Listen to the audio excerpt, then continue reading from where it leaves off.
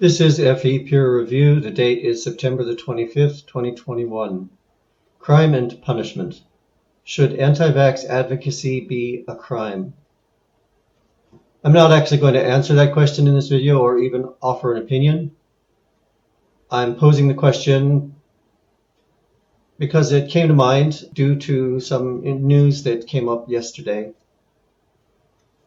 See Truth, Speak Truth put an announcement out that Rob Skiba, a flat earther and anti-vaxxer that many of us know through YouTube, is currently in the hospital, has been in the hospital for the last 3 weeks or so, in intensive care, having contracted COVID-19. Skiba promoted anti-vax views, and I believe he also, due to religious convictions, discouraged people from seeing doctors.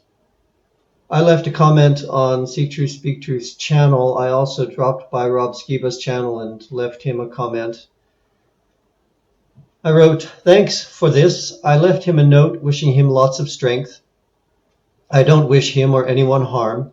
I do think that people who do harm to others purposely need to be punished, and people who do stupid things need to experience at least some of the consequences of their stupid actions, or they never learn. But it's always right to reach out and try to pull them back before they go over the cliff." Deadly Dave, who does some very good videos and whose channel I like quite a bit, he responded to me, quoting my initial comment, "I do think that people who do harm to others purposely need to be punished."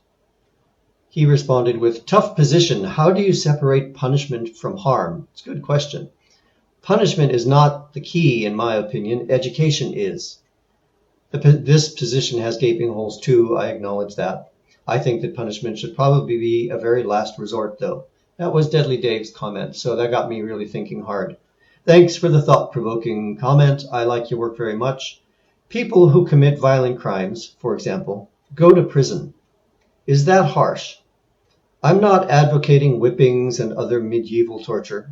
In the USA, anyway, the Constitution provides protection against punishments that are not proportional to the crime. I'll add another thing here, by the way. Personally, I oppose the death penalty completely. Anyhow, continuing. Yes, I know our system is not perfect. But when people do things that are damaging to society, rob a store, mug an old person on the street, murder their spouse, part of their rights are taken away through incarceration. This is not just to protect society from them. I'm going to add a little tidbit here. As an example, you might have a case where person A murders person B. Person A, it may be very clear from the nature of the crime that it was wrong. It wasn't some kind of self-defense thing. It was murder. But that it would never happen again. Due to specific circumstances, person A murdered person B, but person A is in no way a threat to society. There is nothing to suggest person A will ever again commit another murder. Should person A go to prison anyway for having murdered person B? In my opinion, very definitely yes. So prison is not just there to protect society.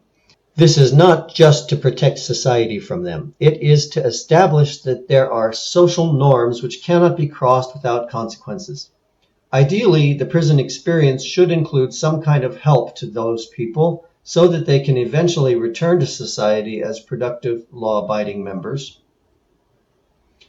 Our U.S. prison system rarely attains that ideal, but there has been some good research done on how to reduce recidivism. I believe this position is totally reasonable. It is also the status quo. Rob has been advocating that many people do things which hurt themselves and are even potentially deadly. It's my understanding, according to U.S. law, he is not committing a crime. He is exercising his right to free speech. So punishment of any kind is out of the question. However, I think it is good and right that he should experience the consequences of his own bad choices. If he ever learns and grows, it will only be because of this. It would have been nice if he could have learned through reasonable argument before this and not had to go through this pain. But it should be abundantly clear the rational argument was not working with him. maybe now he will question whether his ideas are entirely correct. He may not, I don't know. But maybe he will, having had this experience.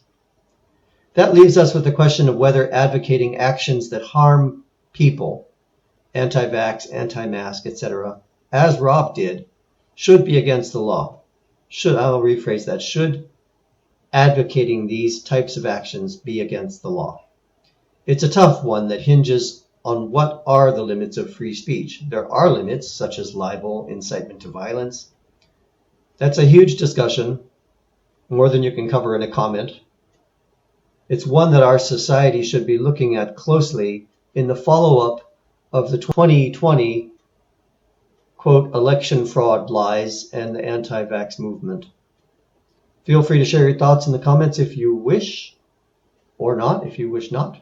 If you liked this, please do click the like button and subscribe and all the rest. Have a great weekend. Bye-bye.